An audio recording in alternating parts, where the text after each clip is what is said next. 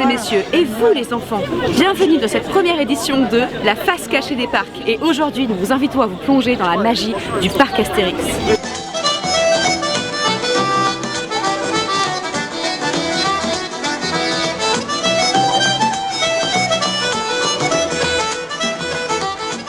En effet, depuis son ouverture en 88, le parc n'a pas cessé de se renouveler en nouveautés.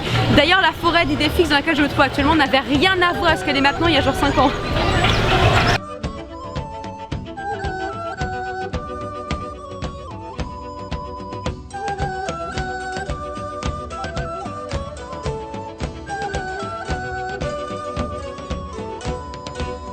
Alors oui, le parc Astérix ne regorge pas d'autant de petits détails que son grand rival Disneyland Paris, mais ça ne veut pas dire qu'il n'a pas son petit lot de secrets à nous dévoiler aussi.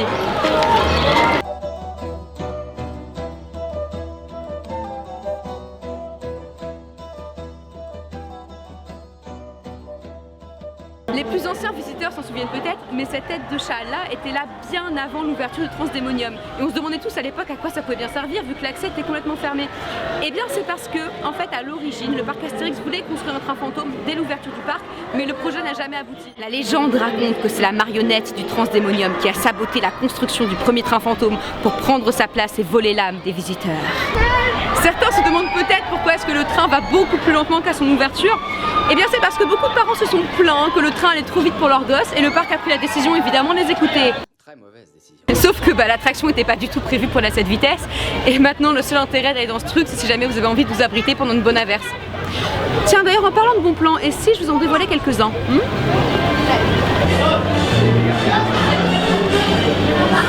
Toute bonne journée au parc Astérix commence par la course, la première attraction. La cursa a la primera attraction.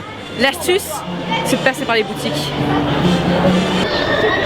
Ok, donc vous êtes arrivé devant le Tonnerre de Zeus, à mon avis la meilleure attraction du parc et celle par laquelle vous avez le plus intérêt à commencer. Quand elle n'est pas fermée.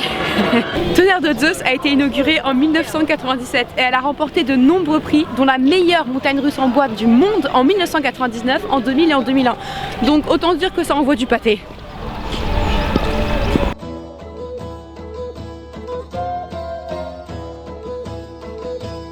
Mais bon, vous êtes habitués à tout ça, Tonnerre de Zeus, c'est lassant pour vous maintenant. Non, c'est bien ce que je pensais.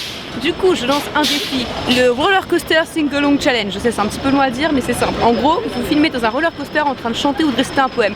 Et on voit si vous y arrivez. On y va? Alors, je voudrais citer La cigale et la fourmi de Jean de La Fontaine. Attention!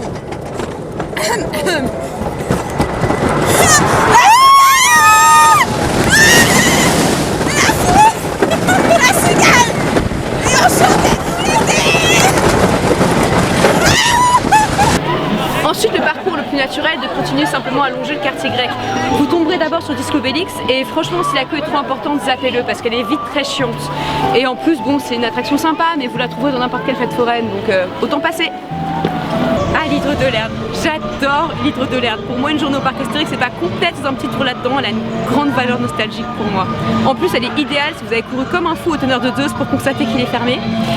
Généralement, il n'y a pas beaucoup de queue, le tour est pas très long, donc même si vous êtes malade dans les trucs qui tournent, vous pouvez toujours attendre vos amis, que vous ayez fini le tour et ça vous prendra pas beaucoup de temps. Ensuite, vous arriverez naturellement au vol du car et à Pégase Express, qui sont des roller coasters familiaux sympathiques, mais s'il y a trop de queue, vaut mieux les zapper. Et là on arrive au Cheval de Troie qui est à mon goût l'attraction la plus sous-estimée de tout le parc. Franchement si vous aimez les sensations fortes, il n'y a aucune excuse de ne pas y aller. En plus il y a rarement de la queue donc franchement allez-y. Par contre levez pas les bras. Non franchement si vous tenez la vie levez pas les bras là-dedans.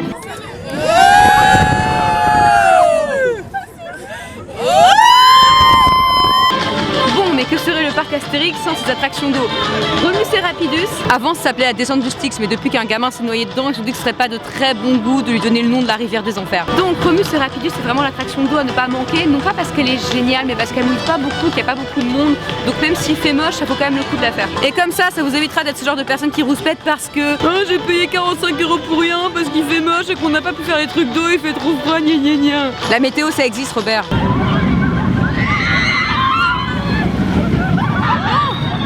Bah c'est bien gentil ces petits coasters pour enfants et ces bouées là, mais si vous avez choisi le parc Astérix et pas Disneyland, c'est parce que bah on est pauvres.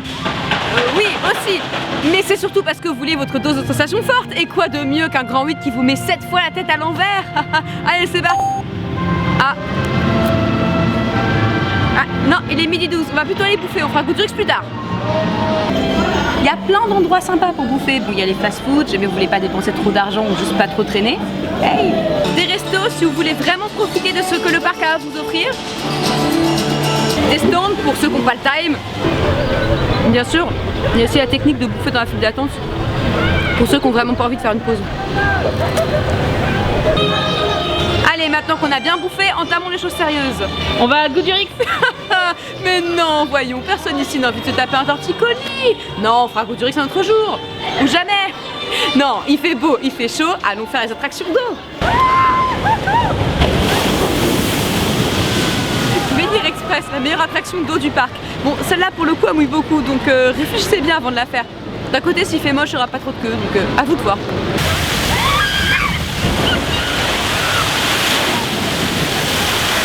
Maintenant que vous êtes bien mouillé, autant enchaîner avec le grand splash. Alors il mouille très légèrement moins que Menhir Express, mais il est un peu plus ludique parce que y a des petits effets dans le parcours et on dirait que la musique se fout littéralement de votre gueule. Ah. Non. Aïe. Oh là là. Mais non. Ah, dans l'oreille. Ah putain, ça c'est naze d'être devant là. Ah, ça commence à crier là-bas. C'est pas bon.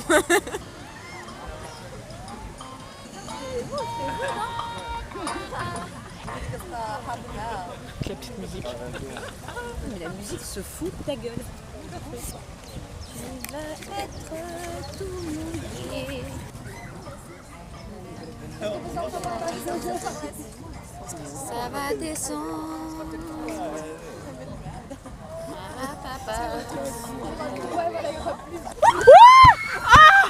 Ah les salauds! Oh putain! Oh non! Ah les enfoirés! Oh non!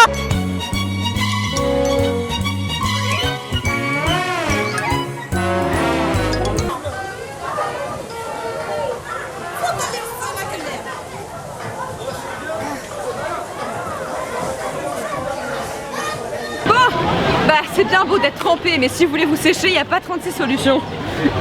Non, pas ça, ça c'est pour les pigeons ça.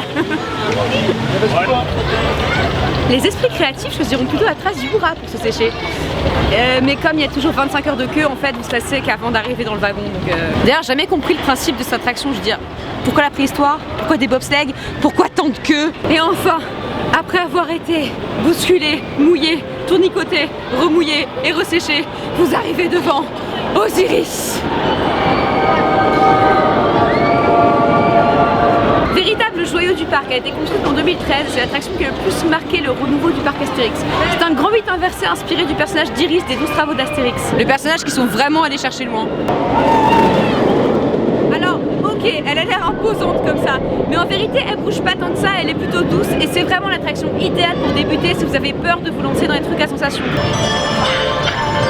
Et voilà, vous avez fait l'essentiel des attractions du parc, vous avez bien rentabilisé votre journée. Oh, mais il vous reste encore quelques heures avant la fermeture. Non, ne retournez pas faire Tonnerre de Zeus ou Osiris. Non, sérieusement, s'il vous plaît, ne soyez pas ce genre de personne qui paye pour aller dans un parc à thème pour faire en boucle les deux mêmes attractions toute la journée. Il y a encore plein de trucs sympas à faire dans le parc. Ouais, mais donne tout le tournis.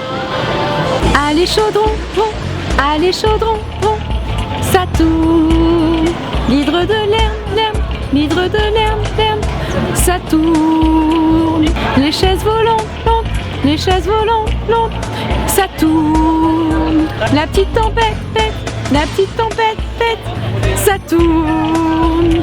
Bon, mais si vous voulez pas avoir le mal de mer, je sais pas moi, explorez le parc, profitez à fond du thème Astérix, baladez-vous dans le village, faites des photos avec les personnages, allez voir les spectacles, surtout moins bas sur la Joconde. C'est un très bon spectacle de cascade, bien meilleur que Motor Action à Disneyland. Enfin bref, amusez-vous.